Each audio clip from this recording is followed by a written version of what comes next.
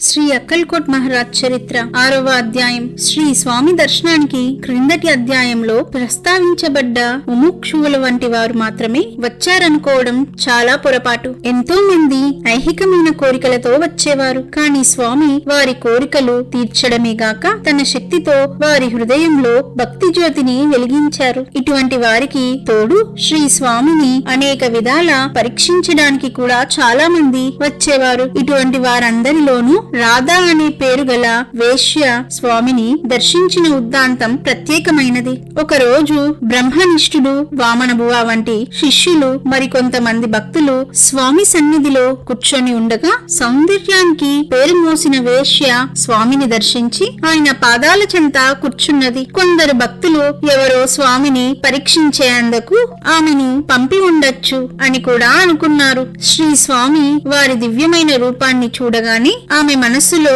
ఆ శరీరం ఎప్పుడైనా స్త్రీ స్పర్శను కలిగి ఉన్నదా లేదా అన్న సందేహం తలెత్తింది. వెంటనే స్వామి ఆమెకేసి చూచి, పురుషుడికి స్త్రీకి భేదమేమి? పురుషుడిలో లేనిది స్త్రీలో ప్రత్యేకంగా ఉన్నదేమిటి అని అడిగారు. ఆ వేశ్య కొద్దిసేపు వెనుకాడి ఇలా అన్నది, లేకేమి? ఉదాహరణకు పురుషుడికి లేని అందమైన పాలిన్లు స్త్రీలకున్నాయి కదా.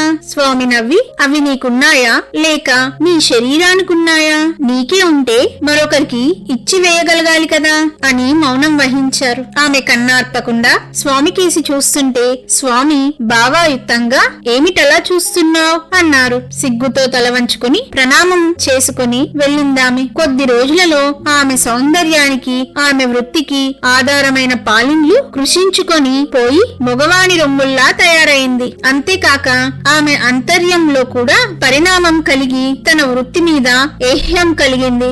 ఆ వృత్తి చాలించి ఆమె కాశీకి వెళ్లి అక్కడ ధ్యాన పూజాదులతో తన జీవిత శేషాన్ని గడిపింది. మహారాష్ట్ర భాషలో శ్రీ స్వామివారి చరిత్ర రాసిన శ్రీ పాదశాస్త్ర కించ్ వాడేకర్ ఈ సంఘటన గురించి ఇలా వ్యాఖ్యానించారు. స్వామిని విద్యాశ్రీ, రాజాశ్రీ, సౌందర్యశ్రీ పరీక్షించి ఓడిపోయినవి. మొదటిది విష్ణుబువ రూపంలోను, రెండవది రాజా మలోజీ రూపంలోను, మూడవది వేశ్య రాధా రూపంలోను. ఈ మూడు ఓడిపోవడమే కాక శ్రీ స్వామి ఆత్మ సౌందర్యంలో అవే కరిగిపోయాయి. అక్కల్కోటలో ఒక మంగలి స్వామికి క్షౌరం చేసేవాడు. అంటే తలగొరిగి గోళ్లు తీసేవాడు. ఆ మంగలి తాను తీసిన గోళ్లను తాయత్తులలో పెట్టి అమ్ముకునేవాడు. స్వామి శక్తి వలన ఆ తాయత్తులు ప్రజలను అనేక బాధల నుండి రక్షించడం వలన చాలా మంది వాటి కొరకు ప్రాకులాడేవారు. కొంతకాలానికి అతనిలో భక్తి శ్రద్ధల కంటే ధనలోభం ప్రబలమయ్యేసరికి ఆ తాయత్తులు ఉపకరించడం మానేశాయి. అతడు ఆ వృత్తి మానుకోవలసి వచ్చింది. సంవత్సరం 1857లో మొట్టమొదటిసారిగా కొడాక్ ఫోటోల కంపెనీ వారు స్వామిని ఫోటో తీశారు. ఆ ఫోటోలో స్వామి చుట్టూ ఒక పెద్ద కాంతి పుంజం ఉండడం అందరినీ ఆశ్చర్యపరిచింది. అప్పుడే మన దేశంలో ఫోటోలు తీయడం కొత్త. అందుకు కావలసిన ఖర్చు రాజులు మాత్రమే భరించగలిగేవారు. కొడక్ కంపెనీ వారు ఆఫీసు బొంబాయిలో స్థాపించి కంపెనీ పేరు బాగా వ్యాప్తి కావడానికి ఏ చిత్రం అయితే బాగుంటుందా అని ఆలోచించారు. బ్రిటిష్ గవర్నరు మరికొందరు స్వామి గురించి పేపర్లో చదవడం వలన శ్రద్ధ కలిగి వారిని దర్శించదలిచారు. ఒక నిపుణుడైన ఫోటోగ్రాఫరును స్వామి దగ్గరకు పంపారు. ఆ ఫోటోగ్రాఫరు భక్తుల ద్వారా స్వామివారి అనుమతి కోసం ప్రయత్నించాడు. కానీ స్వామి వినిపించుకోలేదు. చివరికి స్వామి అనుమతి లేకుండానే, ఆయనకు తెలియకుండానే ఫోటో తీయాలని నిశ్చయించుకున్నాడు. సరైన ఫోజు కోసం ఎదురు చూచాడు. కానీ సరిగ్గా ఫోటో తీయబోయే సమయానికి స్వామి అటు ఇటు తిరగడమో, ఎవరైనా అడ్డం రావడమో జరిగేది. ఇలా 20 సార్లు జరిగి ఉంటుంది. ఎట్లాగో ఒకసారి ఫోటో తీయగలిగాడు. స్వామిని మోసగించగలిగామని చాలా సంతోషించాడు ఫోటోగ్రాఫరు. చులకనగా అదే భావంతో స్వామికేసి చూచాడు కూడాను. ఫోటోను కడిగి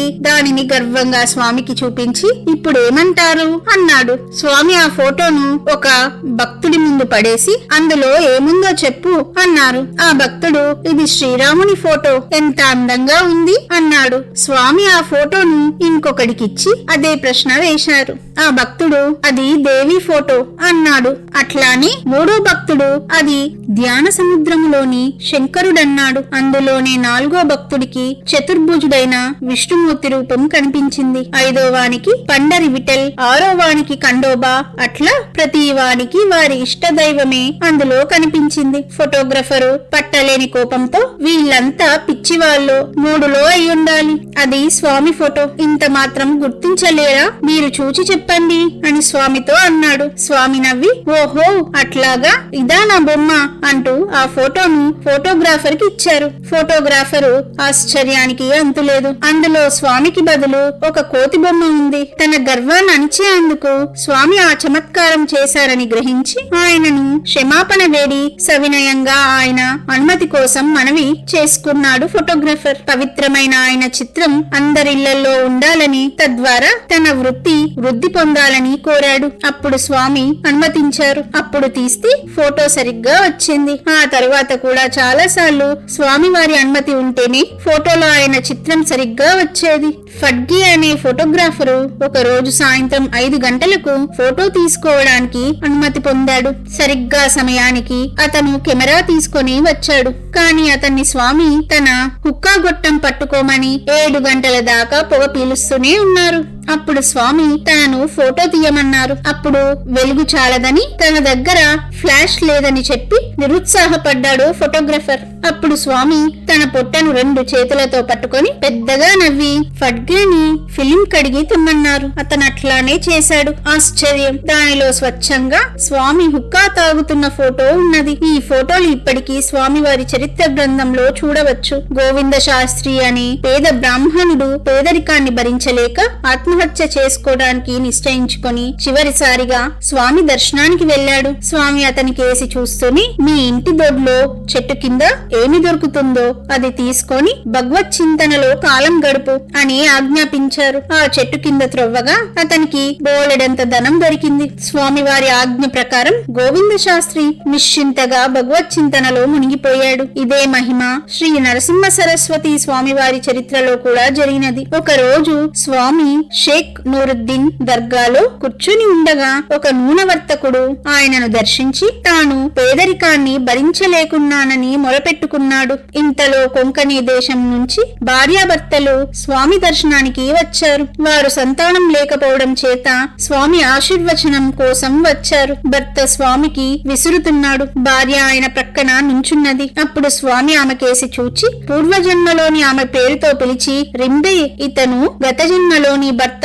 అప్పుడు నీకు 3 పిల్లలు. వారందరినీ ఇప్పుడితడు పోషిస్తున్నాడు. ఇతన్ని మీతో కూడా తీసుకుపోండి అని ఆ నూనె వ్యాపారిని చూపించారు. ఆ మాట విని ఆమె సిగ్గుతో తలవంచుకున్నది. ఇంతలో దూరాన ఉన్న నూనె వర్తకుని కొడుకులు అక్కడికి చేరి ఆమెను చూస్తూనే అమ్మా అంటూ ఆమె చుట్టూ చేరారు. ఆ క్షణంలో వాళ్ళందరికీ స్వామి పూర్వజన్మ జ్ఞానాన్ని ప్రసాదించారు. అప్పుడు స్వామి ఆమెతో అన్నారు, ఈ నూనె వ్యాపారితో కలిసి అతనింటికి వెళ్ళు. అక్కడ పడమర వైపున రంగులు పోసిన ఒక కర్ర పాతి ఉంటుంది. గత జన్మలో నీవు దాని క్రింద చాలా ధనం దాచుంచావు. దాన్ని బయటకు తీసి నూనె వ్యాపారికి ఇచ్చేయి. అప్పుడు నీకు పిల్లలు కలుగుతారు అన్నారు. ఈ భార్యాభర్తలిద్దరూ స్వామి చెప్పినట్లే చేశారు. సంవత్సరానికల్లా వారికి బిడ్డలు కలిగారు. గురువే సకల దేవతలు. బరోడా నుంచి రామశాస్త్రి డోంగ్రే శ్రీ స్వామి దర్శనానికి వచ్చారు. దర్శనమైన తర్వాత దక్షిణ దేశం వెళ్లి కార్తీక స్వామిని దర్శించేందుకు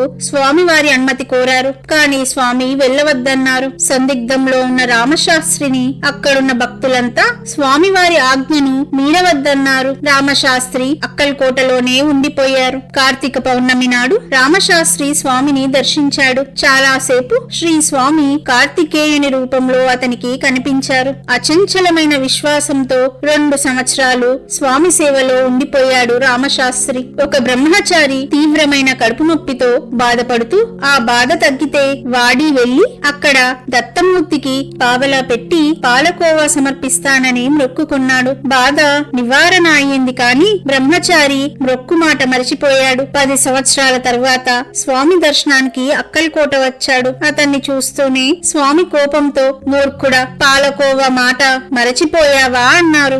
వెంటనే మొక్కు సంగతి జ్ఞాపకం వచ్చి స్వామికి క్షమాపణ చెప్పుకొని పాలకోవా స్వామికి సమర్పించాడు. స్వామి సాక్షాత్తు శ్రీ దత్తమూర్తి. ఒక సన్యాసి స్వర్ణయోగం సాధించి రోజుకు 3-4 తులాల బంగారం తయారు చేస్తూ భోగ భాగ్యాలను అనుభవిస్తుండేవాడు. అంతేకాక అలా బంగారం చేసే శక్తి లేని వారెవ్వరూ యోగులు కారని వేధించేవాడు. ఆయన నాసిక్ వచ్చాడన్న వార్త విని శ్రీ స్వామివారి భక్తుడైన గోలప్ అతన్ని దర్శించాడు. గోలప్ ఆయన వాదాన్ని ఖండించాడు. ఉగ్రుడై ఆ సన్యాసి గోలప్ ను నీ గురువెవరని అడిగాడు. అక్కల్కోట మహారాజు పేరు వినగానే ఆయన బంగారం చేయగలడా, చేయగలిగితేనే సిద్ధపురుషుడు అని గట్టిగా అరిచాడు. ఆశ్చర్యం. ఆ తర్వాత ఆ సన్యాసి ఎంత ప్రయత్నించినా బంగారం చేయలేకపోయాడు. మరుసటి రోజు గోలప్ వచ్చినప్పుడు అతడే తన సిద్ధిని పాడు చేశాడని ఆగ్రహించి అతని మీద ఒక పెద్ద బండను విసరపోయి దాని బరువుకు ఆ సన్యాసి కింద పడ్డాడు. 3వ రోజు గోలప్ అతన్ని దర్శించేసరికి ఆ సన్యాసి మనసులో పూర్తి పరివర్తన కలిగింది. కంట నీరు పెట్టి గోలప్ ను కౌగలించుకొని స్వామి గొప్పతనాన్ని అంగీకరించాడు. ఆ మరుసటి దినమే స్వామిని దర్శించడానికి అక్కల్కోట వెళ్లాడు. ఆయన సన్నిధిలో నామ సంకీర్తన జరుగుతున్నది. స్వామి ఒక మూల పిల్లవాడిలాగా ఆడుకుంటున్నారు. సన్యాసి నమస్కరించగానే స్వామి అతని కేసి చూచి కోపంగా, పనికి మాలిన వెదవా, అంత గర్వమా, వాడి మీద రాయి విసురుతావా, బంగారం చేయపోతే బూడిద వచ్చింది కదూ, వెళ్లి చావలేకపోయావా, నీకు స్వర్ణయుగం కావాలా, అయితే ఆ చెట్టుకేసి చూడు అని చూపించి స్వామి తన పొట్టను 2 చేతులతో పట్టుకొని గట్టిగా నవ్వారు. స్వామి చూపిన ఒక వేప చెట్టు నూలువెల్లా బంగారమై ఉండడం చూచి సన్యాసి నివ్వెరపోయాడు. అహంకారం అణిగి స్వామి అనుగ్రహం కోసం ప్రార్థించాడు. ఒక జింక చర్మము, కాషాయ వస్త్రము అతనికిచ్చి మహుర్గఢ్ వెళ్లి అక్కడ సంతోషంగా ఉండు అన్నారు స్వామి. సన్యాసి స్వామి ఆజ్ఞను అనుసరించాడు. అంటే స్వామి ఆ సన్యాసిని యోగిగా రూపొందించారని దీని భావం. బరోడా నుంచి ఆచారవంతురాలైన జానకీబాయి స్వామి దర్శనార్థం అక్కల్కోట వచ్చింది. ఆమె మడిగా వంట చేసి రోడ్డు మీద జనాన్ని తప్పుకుంటూ స్వామికి నివేదన తీసుకెళ్లింది. స్వామి ఇలా అన్నారు, ఇంత మడితో వండిన అన్నం మాకొద్దు, నేనెవరు పెట్టినా తింటాను. ఈ అన్నం తీసుకుపోయి ఆ నాటకాలలో వేషాలేసేవాడున్నాడే వాడికివ్వు. ఎవరికీ తెలియని తన జీవిత రహస్యాన్ని చెప్పిన స్వామికి నమస్కరించి క్షమాపణ చెప్పుకున్నది జానకీబాయి. అప్పుడు ఆమె తెచ్చిన అన్నం కొంచెం నోట్లో వేసుకుంటూ స్వామి ఇలా అన్నారు, నీవు తెల్లబడ్డాక నిజమైన భక్తి వస్తుంది. ఆశ్చర్యం. ఆ రోజు నుంచి ఆమెకు తెల్ల కుష్ఠ వ్యాధి వచ్చింది. ఆ రోజు నుంచి ఆమెలో భగవద్భక్తి ఉద్భవించింది. స్వామివారి భక్తుడొకడు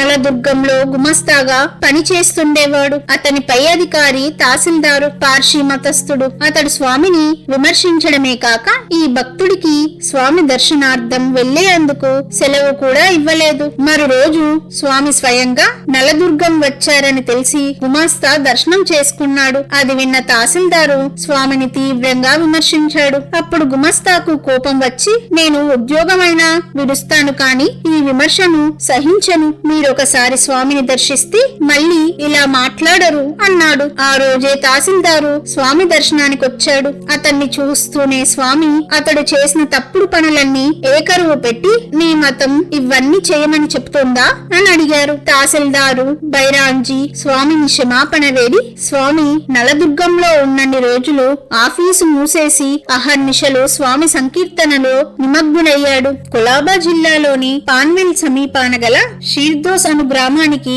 చెందినవాడు. షడ్గే వంశానికి చెందినవాడు. వాసుదేవ బల్వంత్ అతని తండ్రి తాత కూడా గొప్ప షావుకారులు. అయినా కాల వైపరీత్యం వలన అతడు ప్రభుత్వ ఉద్యోగంలో చేరి స్వగ్రామానికి దూరమయ్యాడు. ఒకప్పుడు అతడి తల్లికి ప్రమాదంగా జబ్బు చేసింది. అట్టి ఆపత్ సమయంలో చెంత చేరి సేవ చేసుకోవడానికి ఆంగ్లేయులైన ప్రభుత్వ అధికారులు అతడికి సెలవు మంజూరు చేయలేదు. కొద్ది రోజులకు ఆమె మరణించింది. అప్పుడు కూడా పాషాణ హృదయుడైన ఆంగ్లేయాధికారి అతనికి సెలవు ఇవ్వలేదు. అతని తల్లి అంత్యక్రియలకు కూడా అతడు హాజరు కాలేకపోయాడు. అంతటి చిత్రవదకు గురి అయిన షెడ్కే హృదయంలో అతని తల్లి మన మాతృదేశానికి ప్రతీకగా తోచింది. భౌతికమైన తల్లికి అత్యవసర పరిస్థితుల్లో కూడా సేవ చేసుకోలేని తన దురదృష్టానికి పరిహారంగా తన జీవితాన్ని మాతృదేశ విముక్తికే అంకితం చెయ్యాలని అతడు శపథం చేసుకుని తన ఉద్యోగానికి రాజీనామా ఇచ్చాడు. శివాజీ చక్రవర్తి వలె తాను కూడా కులమత భేదాలను విడిచి అంతర్జులుగా తలచబడిన కోలి మరియు రామేషి జాతుల వారి నుండి సైన్యము సమీకరించి మన దేశం నుండి ఆంగ్లేయులను పారద్రోలాలని నిశ్చయించుకున్నాడు. సంవత్సరం 1857లో జరిగిన మొదటి భారత స్వతంత్ర పోరాటంలో ముఖ్య పాత్ర వహించిన వారిలో ఈ వాసుదేవ బల్వంత్ షెడ్గే ఒకరు. ఆయన గొప్ప దత్తభక్తుడు. తపస్సు, పారాయణ, పూజ అతడి నిత్య విధులు. రాజకీయ నాయకులలో ఈ లక్షణాలుండడం అందరినీ ఆశ్చర్యపరిచేది. సంవత్సరం 1876లో కొందరు పేద ప్రజల సహాయంతో షెడ్కే ధనవంతులను కొల్లగొట్టి ఆ ధనాన్ని పేదలకు పంచేవాడు. ఇతడు స్వామిని 2 సార్లు దర్శించాడు. స్వతంత్ర పోరాటానికి ముందు స్వామివారి ఆశీర్వచనం కోసం 3వసారి దర్శించి తన కత్తిని స్వామి ముందుంచి ఆశీర్వదించమని కోరాడు. స్వామి ఆశీర్వదింపక అభి వక్త్ హే అంటే ఇంకా కొంతకాలం గడపాలి అని అర్థం అన్నారు. తరువాత ఆ కత్తిని తన భక్తుడికిచ్చి ఒక చెట్టు పైన పెట్టమన్నారు. ఆ చర్యకర్థం తన మాట వినకపోతే షెడ్గేకి ప్రమాదమని స్వామి భావం. షెడ్గే చాలా సేపు కూర్చున్నాడు కాని స్వామి ఆ కత్తిని అతనికి తిరిగి ఇవ్వలేదు. అంటే బ్రిటిషు వారు మన దేశాన్ని వదిలి వెళ్లే కాలం ఇంకా రాలేదని స్వామి భావం. కాని షెడ్గే పట్టుదలతో లేచి స్వామికి నమస్కరించి చెట్టుపైని కత్తిని తీసుకొని వెళ్లిపోయాడు. ఆ తరువాత పోరాటంలో పాల్గొని చాలా మంది బ్రిటిష్ ఆఫీసర్లను చంపి చివరకు పట్టుబడ్డాడు షెడ్గే. అతన్ని బందీగా ఏడెన్ కు పంపారు. ఫిబ్రవరి 17, 1883న నా దేశం నుంచి కొంత మట్టిని తెప్పించి నా తల క్రింద ఉంచండి అన్న చివరి కోరికను వ్యక్తం చేసి స్వర్గస్థుడయ్యాడు షెడ్గే. దత్తలహరి అనే పేరిట అతడెన్నో భక్తి గీతాలు రాశాడు.